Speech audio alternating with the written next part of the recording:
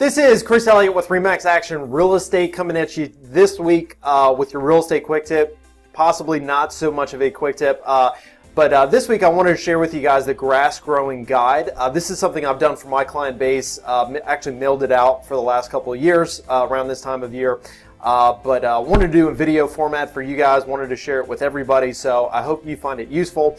Everything that I'm going to be talking about, I'm going to link up below or somewhere, depending on what medium, social media, YouTube, email, wherever you're seeing this, somewhere, somehow, I'm going to link up the total grass growing guide along with some resources there for you. So anyway, first and foremost, want to thank Lawn Boy for sponsoring this show, for giving me the information to share with you guys.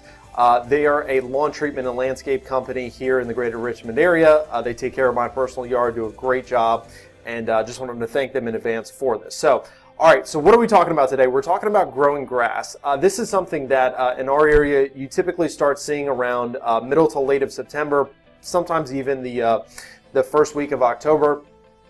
To grow grass properly, you need to wait until we start seeing some of those more fall weathers. You definitely, in an ideal world, you want your daytime highs to be no more than 75 degrees, definitely no more than 80, just because when it's super hot like it is right now when I'm filming this, end of October, or end of August rather, just way, way, way too hot for that grass to properly grow and form roots and all those things. So we want to wait till the generally last week of September, first week of October, when we're starting to see those temperatures.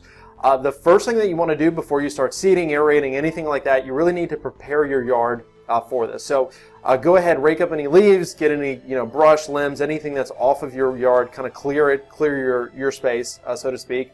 And then you want to cut your grass down to 1 inch or 2 inches. The reason that we're going to do this, cut it nice and low, lowest setting on the lawnmower, is you're going to want to allow that, once you plant that new grass, you're going to want to allow it enough time to grow, so you don't want your yard looking a mess.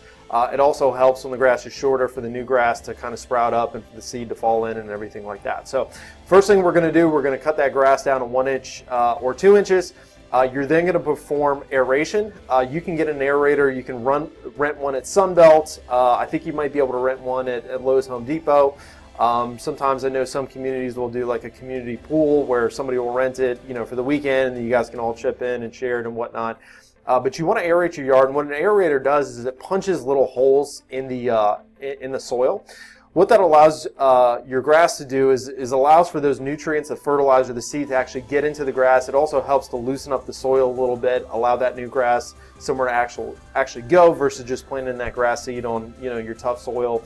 Whereas the seed may not take as well. So cut the grass low, aerate, then you're going to apply your seed. In our area, there's a couple different species that work well. Tall fescue is probably going to be the most common species of grass that you're going to see. Works really well in our climate. Bluegrass and ryegrass are two other species that you can use.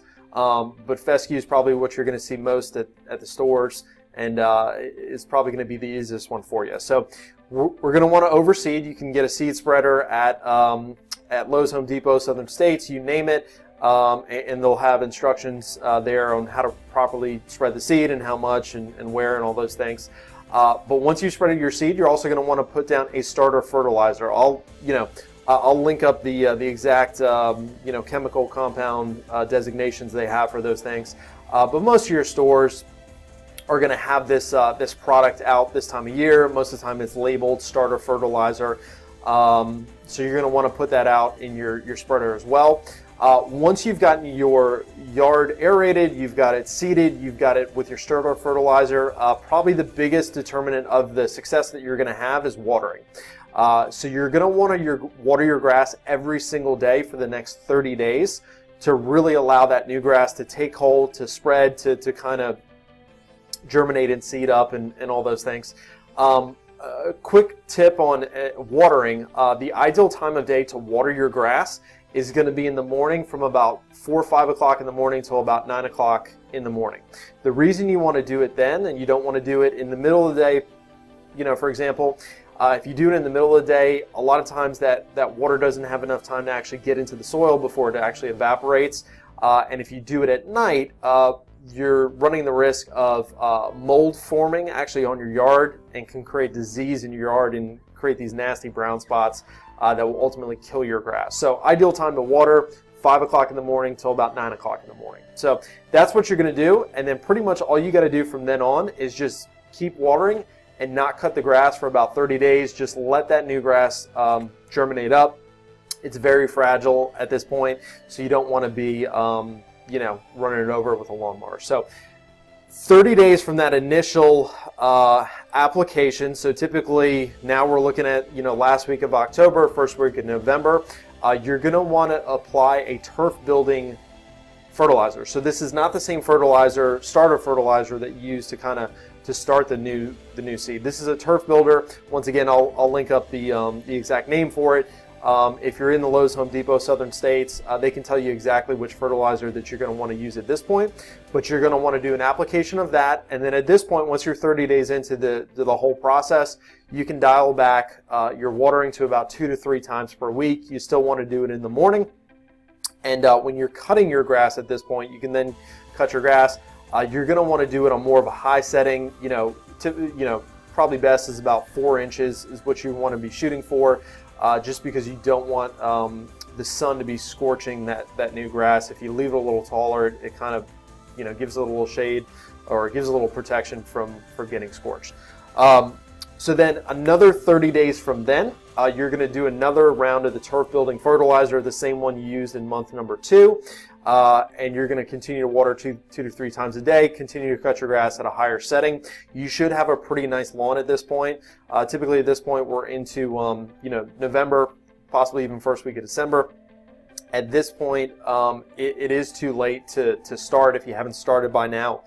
And then you're pretty much done. The only thing that you want to note once we get into leaf season is you want to keep the leaves off the grass, just because if you let those leaves sit on the grass, especially wet leaves, they're going to ultimately suffocate your grass and kill it. And also too, when you're getting those leaves up, ideally you want to use a blower, just because a rake, you're going to rake up the roots and harm your grass, versus a blower, it doesn't have that effect. So hope that helps. A lot of information there. Like I said, I'm going to link up the guide. Thank you again to Lawn Boy for this information. For all your lawn treatment and landscaping needs, feel free to reach out to Lawn Boy. Thank you guys. Hope you found it useful. We'll look forward to seeing you next week.